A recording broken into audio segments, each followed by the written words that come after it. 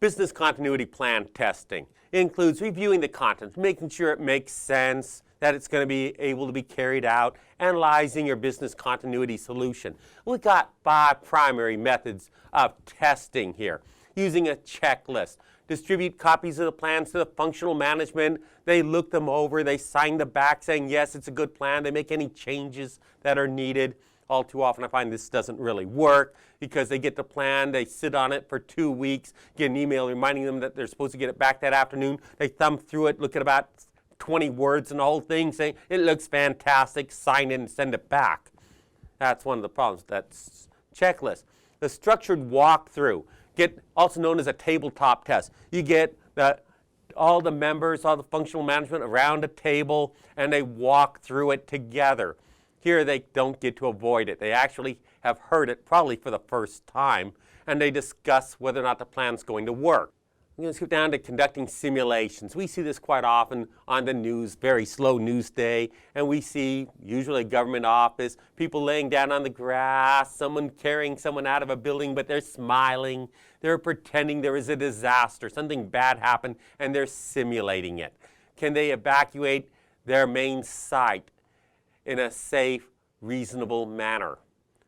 Now we get into the 2 big ones, the parallel test and the full interruption. These are the hallmarks of a mature organization that has moved on to real testing. Now the parallel test, they're going to pretend there's a disaster. The emergency response team, incident response team is going to go out to the alternate site and bring it up and bring it to a functional level.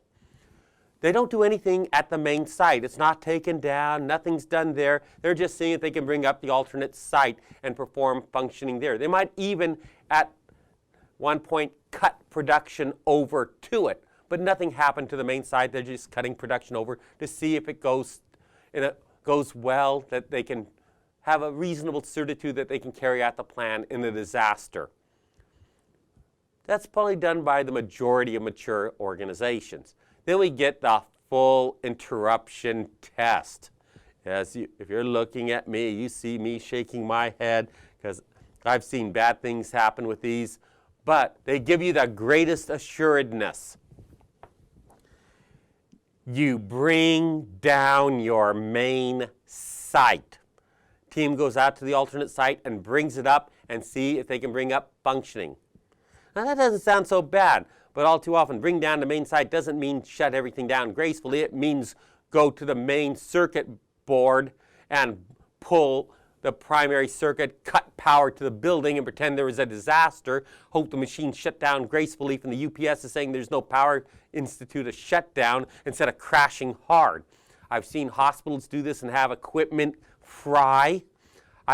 One place, they didn't intend to do a full interruption test. Company that was selling UPSs, uninterruptible power supplies, large server room type UPSs, was doing a demonstration talking about the benefit of a UPS, and the guy backed into a wall, put his arm back. There was a cover over the emergency power switch. He hit it hard enough, broke the cover, and cut the power. Everything went down hard.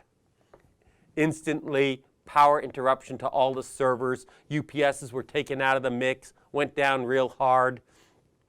The company went out to their alternate site, brought it up, actually went really well for them, thankfully. And then they restored operation at their main site.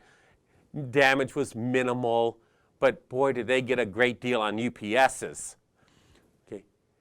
Full interruption, I've seen go very well. I've seen it go poorly. You got an old Novell 312 box, ancient Unix server that hasn't been rebooted in, well, there's people who are adults now that weren't alive when those machines were brought up. And they haven't been rebooted in that long.